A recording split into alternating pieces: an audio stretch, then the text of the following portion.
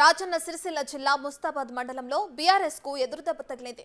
ZPTC గుండం నర్సయ్యతో పాటు 15 మంది సర్పంచ్లు, మాజీ జెడ్పీటీసీ హనుమంత్ గౌడ్, మండల సర్పంచుల ఫోరం అధ్యక్షుడు కిషన్ రావు బీఆర్ఎస్ కు రాజీనామా చేశారు. కేటీఆర్ నియంతృత్వ పోకడలకు విసుగు చెంది తాము రాజీనామాలు చేస్తున్నట్లు నేతలు ప్రకటించారు. మంత్రిగా సర్పంచుల బాధలని పట్టించుకొని కేటీఆర్ ఎమ్మెల్యేగా సర్పంచుల బాధలను తీరుస్తాననడం హాస్యాస్పదంగా ఉందన్నారు. 9 ఏళ్లుగా కల్వకుంట్ల కుటుంబం మాత్రమే అభివృద్ధి చెందిందని నేతలు ఆరోపించారు. మూకుమ్మడిగా జెడ్పీటీసీ సర్పంచులు, మాజీ సర్పంచులు, మాజీ ఎంసీ చైర్మన్లు అందరం కలిసి మూకుమ్మడిగా ఎక్స్ ఎంపీపీలు, ఎక్స్ ఎంపీటీసీలు మూకుమ్మడిగా రాజీనామా చేస్తున్నాం.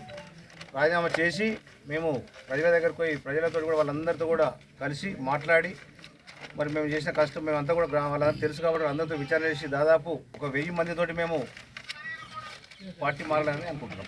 మీరందరూ నన్ను కూడా రాజీనామా చేసినందుకు మీరందరూ కూడా ఎందుకు చేస్తున్నా అనేది నన్ను అర్థం చేసుకొని మీరందరూ కూడా ఎందుకు చేసిన అనేది మీరు నన్ను అర్థం చేసుకొని మీరు గమనించవలసిన అవసరం ఉంది. ప్రతి నాయకుడు కానీ ప్రతి కార్యకర్త కానీ మండల్లో అందరూ అర్థం చేసుకోవాలి. ఎవరు ఎంతవరకు పెత్తనం చేస్తుర్రు, ఎవరు ఎంతవరకు ఎవరిని ఎట్లా చూస్తున్నారు అనేది కూడా అర్థం చేసుకోవాల్సిన అవసరం ఉంది. కాబట్టి అందుకే ఇలాంటి వ్యక్తుల కింద ఉండద్దు.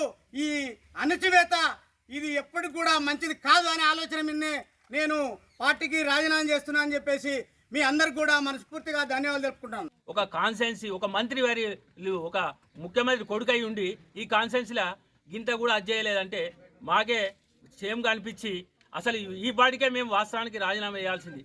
కానీ మాకు కనీసం వచ్చే బిల్స్ అన్న ఇస్తాడు కావచ్చు, కనీసం ముందుండే చేపిస్తాడు కావచ్చు అని ఇన్ని రోజులకు కూడా మేము ఆగాం, ఓపిక పెట్టాము. నిన్న కూడా ఆయన ఎంత హేళనగా మాట్లాడుతుందంటే ఉన్నోళ్ళు ఉంటారు, పోయేటోళ్ళు పోతారంటే ఆయన అహంకారానికి ఇదే నిదర్శనము.